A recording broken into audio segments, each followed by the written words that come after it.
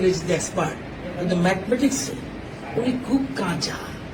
আমি অনুরোধ করবো ওনাকে আমাদের যাদববাবু থেকে যেন অঙ্কটা শিখে নেয় এবং এবং রাজনীতির রসায়ন কি এই জিনিসটা আমাদের যাদবলাল না ভালো বুঝে, তো ওনার সাথে কিছু কোচিং নেওয়া দরকার। উনি হতে পারে ইংরেজিতে এক্সপার্ট, কিন্তু ম্যাথমেটিক্সে উনি খুব কাঁচা। আমি অনুরোধ করবো ওনাকে আমাদের যাদববাবু থেকে যেন অঙ্কটা শিখে নেয় এবং রাজনীতির রসায়ন কি এই জিনিসটা আমাদের যাদবলাল না ভালো বুঝে, তো ওনার সাথে কিছু কোচিং নেওয়া দরকার। রতন বাবুনি বারবার বলেছেন, কয়েকজন বিধায়ককে লক্ষ্য করে উনি টিটকারি দিয়ে বলেছেন যে ইংরেজিতে শক্তপুক্ত হতে পারেন, কিন্তু অঙ্কটা নাকি যাদব বাবুর থেকে শিখে নেওয়ার জন্য।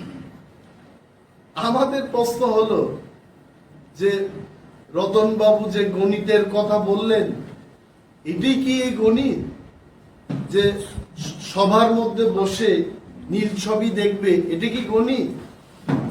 আর এই গণিতটা কি পাতি গণিত, না বীজগণিত, না ত্রিগোণমেট্রি? আমরা দাবি জানাবো যে চেয়ারটাতে যাদব বাবু বসে এই ব্লু ফিল্মটা দেখেছে, এই চেয়ারটাকে যেন বের করে এনে গঙ্গার জলে এটাকে পরিশুদ্ধ করে এই চেয়ারটাকে আবার বিধানসভার ভিতরে নিয়ে যাওয়া হয়।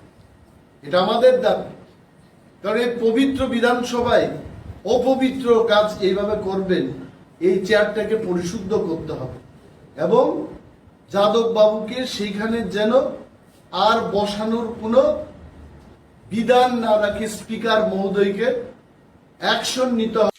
আগে আপনাদের ক্যামেরা বন্ধ হয়নি, আগে ছিল, এবং রতনবাবু ইঙ্গিতটা সেরকমই দিয়েছে। তাহলে হঠাৎ করে রাজনৈতিক রসায়ন যদি মানে রসে কথা বলেছে, উনার গায়ে এত রস রতনবাবু ঠিক আন্দাজ করতে পেরেছেন বিধানসভার ভেতরে ঘটবে, এটা তো আমরা কেউ আন্দাজই করতে পারি না।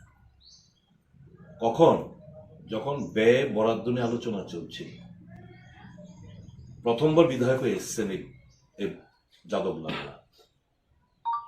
হাউস কিভাবে চলে, কখন কি হয়, এগুলো ফলো করা উচিত, শেখা উচিত। এটা না করে উনি মগ্ন হয়ে রইলেন পর্ন ফিল্মের দিকে। মানসিক একটা বিকৃত তার পরিচয় উনি দিয়েছেন। এই বয়সেও এই সমস্ত জিনিস ওনাকে আকৃষ্ট করে, ভাবতে অবাক লাগে। বেশ কয়েক ঘন্টা কেটে গেছে ঘটনা ঘটার পর,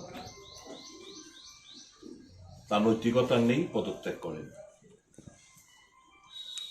মুখ্যমন্ত্রীর আহ্বান বিধানসভার গরিমাকে রক্ষা করা এবং তার পবিত্রতা এবং উত্তরোত্তর শ্রীবৃদ্ধি উনি যে কামনা করেছেন তাকে অবজ্ঞা করা প্রেক্ষিতে বিধানসভা এই সমস্ত ঘটনার প্রেক্ষিতে